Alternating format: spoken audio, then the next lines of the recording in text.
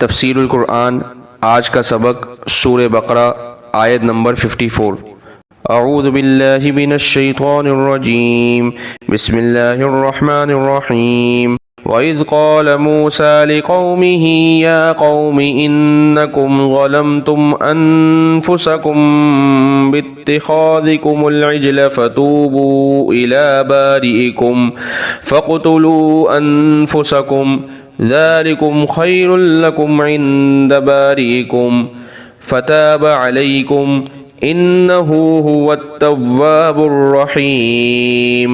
ترجمہ: اور جب موسیٰ علیہ السلام نے اپنی قوم سے کہا کہ اے میری قوم، بے شک تم نے بچھڑے کو معبود بنا کر اپنی جانوں پر ظلم کیا، لہٰذا تم اپنے پیدا کرنے والے کی بارگاہ میں توبہ کرو، سو اپنی جانوں کو قتل کرو، یہ تمہارے لیے بہتر ہے تمہارے پیدا کرنے والے کے نزدیک۔ پھر اس نے تمہاری توبہ قبول فرمائی، بے شک وہ بہت توبہ قبول فرمانے والا ہے اور نہایت رحم کرنے والا ہے۔ اس آیت مبارکہ کی تفسیر میں یہ بات لکھی ہے کہ جب حضرت موسیٰ علیہ السلام تورات شریف لے کر واپس بنی اسرائیل کے پاس تشریف لائے تو دیکھا کہ بہت بڑی تعداد میں یہ لوگ بچھڑے کی عبادت میں منہمک ہو چکے ہیں۔ اس پر انہیں بہت زیادہ غصہ آیا اور ان کو بت پرستی سے توبہ کرنے پر متوجہ فرمایا۔ ان لوگوں کو بھی حضرت موسیٰ علیہ السلام کی توجہ دلانے سے اپنی گمراہی کا احساس ہو گیا۔ ان کی توبہ کا طریقہ ماقبل آیت کے اندر ذکر ہو چکا ہے۔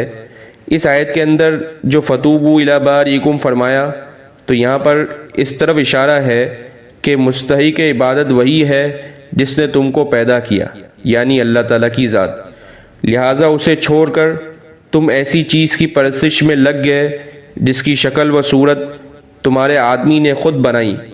شرک کی سزا دوزخ کا دائمی عذاب ہے، اس سے بچنے کے لیے توبہ کر لو، اور توبہ کی قبولیت کے لیے یہ شرط لگائی کہ آپس میں ایک دوسرے کو قتل کرو، اور فرمایا کہ یہ تمہارے لیے بہتر ہے۔ یہ ایک وقتی تکلیف ہے جس کا سہ لینا دوزخ کے دائمی عذاب کے مقابلہ میں بہت زیادہ آسان ہے، اور اس عذاب سے بچنا تمہارے لیے بہت بہتر ہے۔ امت محمد صلی اللہ علیہ وسلم پر اللہ جل شانہ کا بہت بڑا فضل و کرم ہے۔ ان کی توبہ ندامت سے اور آئندہ گناہ کے نہ کرنے کا فیصلہ کرنے پر، ان کی توبہ کا طریقہ کیا فرمایا کہ ان کی توبہ ندامت سے اور آئندہ گناہ کے نہ کرنے کا فیصلہ کر لینے پر ہے، اور حقوق اللہ اور حقوق العباد ادا کرنے سے قبول ہو جاتی ہے۔ کوئی کیسا ہی کتنا بڑا گناہ کرے، کفر اختیار کرے، شرک کا کام کرے، اس کے لیے توبہ کا دروازہ کھلا ہے۔ سچے دل سے اسلام قبول کرے، توحید و رسالت پر ایمان لائے، اس کی توبہ قبول ہے۔ وآخر دعوانا الحمد للہ رب العالمین۔